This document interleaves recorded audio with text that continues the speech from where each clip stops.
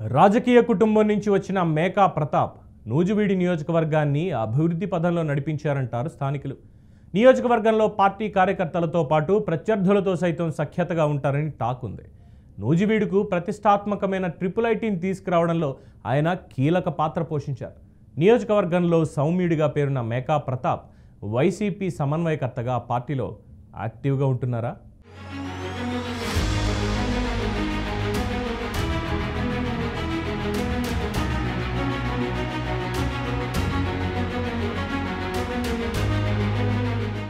ఉమ్మడి కృష్ణా జిల్లా నూజివీడి నియోజకవర్గానికి సీనియర్ నేతలు పోటీ చేసే నియోజకవర్గంగా పేరుంది. రాజకీయ కుటుంబం నుంచి వచ్చిన మేకా ప్రతాప్ అప్పారావు కాంగ్రెస్ పార్టీ నుంచి 2004 ఎన్నికల్లో ఎమ్మెల్యేగా పోటీ చేసి విజయం సాధించి ఎమ్మెల్యేగా తొలిసారి అసెంబ్లీలో అడుగుపెట్టారు. ఆ తర్వాత వైసీపీలో చేరి 2014 ఎన్నికల్లో వైసీపీ నుంచి బరిలో నిలిచి టీడీపీ అభ్యర్థి ముద్దరబోయిన వెంకటేశ్వరరావుపై 10,397 ఓట్ల మెజార్టీతో విజయం సాధించారు. 2019 ఎన్నికల్లో కూడా వైఎస్ జగన్ ప్రతాప్ అప్పారావు వైపే మొగ్గు చూపారు. ఆ ఎన్నికల్లో కూడా విజయం సాధించి హ్యాట్రిక్ ఎమ్మెల్యేగా పేరు గడించారు.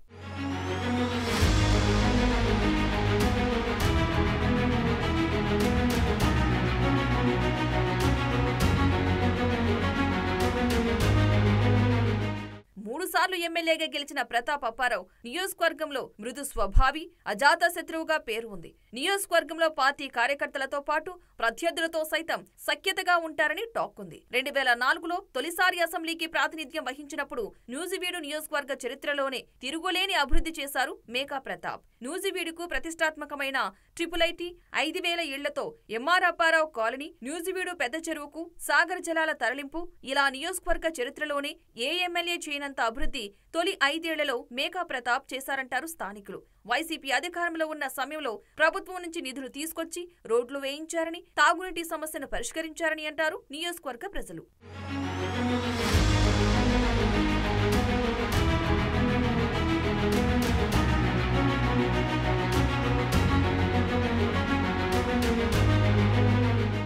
వైసీపీ పార్టీలో మేకా ప్రతాప్ అప్పారావుకి వైఎస్ జగన్ మంచి గుర్తింపు ఇచ్చారంటారు పార్టీ కార్యకర్తలు. వైసీపీ ప్రతిపక్షంలో ఉండగా పార్టీని వీడుతారని ప్రచారం జరిగింది. కానీ ఆయన ఆ ప్రచారాన్ని ఖండించి వైసీపీలోనే కొనసాగారు. దీనితో జగన్ కి ప్రతాప్ అప్పారావుపై ప్రత్యేక అభిమానం ఉందంటారు పార్టీ నేతలు. 3 సార్లు ఎమ్మెల్యేగా గెలిచిన మంత్రి పదవి దక్కలేదనే నిరాశ పడకుండా పార్టీలో యాక్టివ్ గా పనిచేశారని నూజివీడు వైసీపీలో వినిపించే మాట. 2024 ఎన్నికల్లో ఓటమి చెందిన పార్టీ కార్యక్రమాలను విజయవంతం చేయడంలో ముందున్నారు. మేకా ప్రతాప్ పై నియోజకవర్గంలో ఇప్పటికీ సానుకూల స్పందన ఉందని నూజివీడు సర్కిల్లో వినిపిస్తున్న మాట.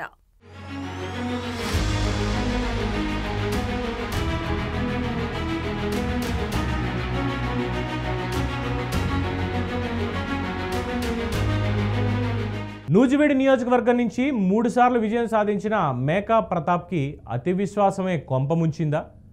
స్థానికుడినైనా తనకు కాదని బయట నుంచి వచ్చిన వారికి ఓటు వెయ్యరులే అనుకున్నారా?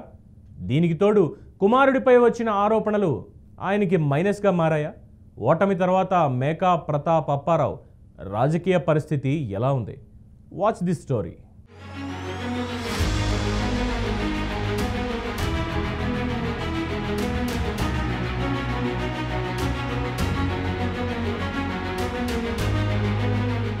నూజివీడి నియోజకవర్గం నుంచి 3 సార్లు విజయం సాధించిన మేకా ప్రతాప్ నియోజకవర్గంపై పట్టు సాధించినప్పటికీ నియోజకవర్గంలో పెద్దగా పర్యటించరు అనే విమర్శలు ఉన్నాయి. 2024 ఎన్నికల్లో టీడీపీ అభ్యర్థి పార్థసారథి చేతిలో ఓటమి చవిచూశారు. దీనికి కారణం స్థానికుడిగా ఉన్న తనకే మరోసారి పట్టం కడతారని ధీమాగా ఉండటం. నియోజకవర్గ ప్రజలతో మమ్మకం కాకపోవడమే ఆయన చేసిన తప్పు అంటారు రాజకీయ పరిశీలకులు. రాజకీయాల్లో సీనియర్ గా ఉన్న పార్థసారథిని తక్కువగా అంచనా వేయడం, వైసీపీ పార్థసారథికి అన్యాయం చేసిందని టీడీపీ గట్టిగా ప్రచారం చేయడం కూడా ప్రతాప్ ఓటమికి కారణాలుగా చెబుతారు స్థానిక ప్రజలు.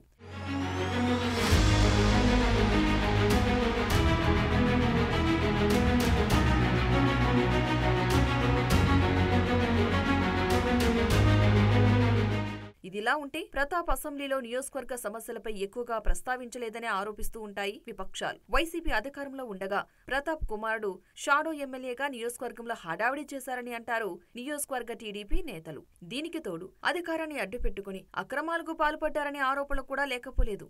గత 5 ఏళ్లు అధికారం అండతో మేకా వెంకట ప్రతాప్ అప్పారావు, ఆయన కుమారుడు నియోజకవర్గంలో ప్రత్యర్థులపై దురుసుగా వ్యవహరించారని టాక్ ఉంది.